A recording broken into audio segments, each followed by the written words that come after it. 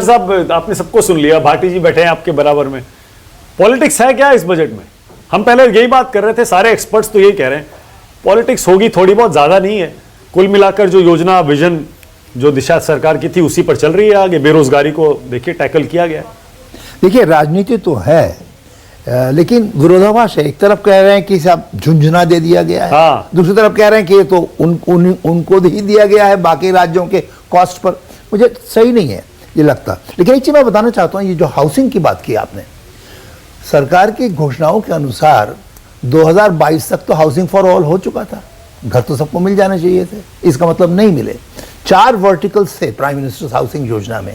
एक था इन Situ slum upgradation, जिस पर 70% जाना था, उसमें 15% भी नहीं गया। प्राइवेट पब्लिक पार्टनरशिप, जो लोन्स दिए गए उसमें दिया गया, और ज्यादातर मिडिल क्लास को दिए गए, और बहुत सारे घर ऐसे बने हैं जो वेकेंट रह गए।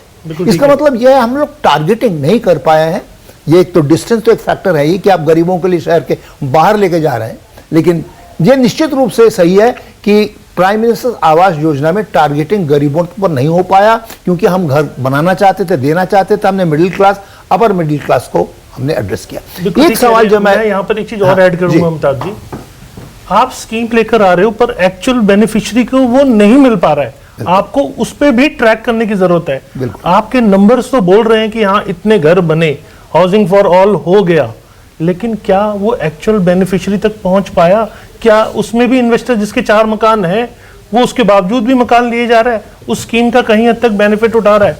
बिल्कुल सही कह रहे हैं। मैंने अपना ट्रैक नहीं होगा। देखिए फील्ड बेस्ड डेटा पे हमने दिखाया है कि टारगेटिंग बिल्कुल नहीं हो पा रहा है। सिर्फ 15-20% जो घर रियल जो पोर है उनको मिल रहा है।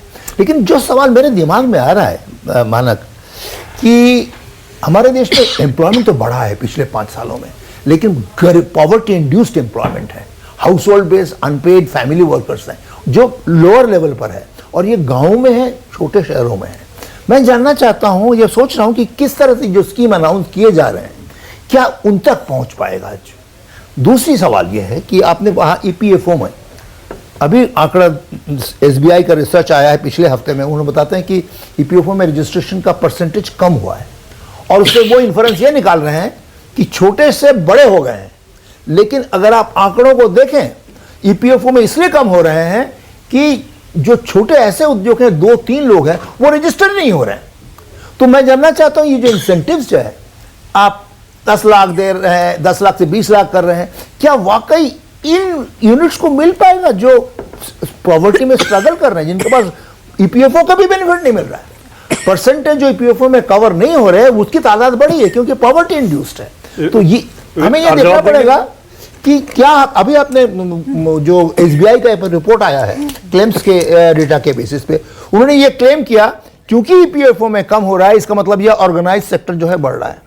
मिनिस्ट्री ऑफ लेबर का डेटा कहता है कि ऑर्गेनाइज सेक्टर में ग्रोथ रेट तो है 2%, है, लेकिन इतना नहीं है कि ईपीएफओ में बढ़ना चाहिए।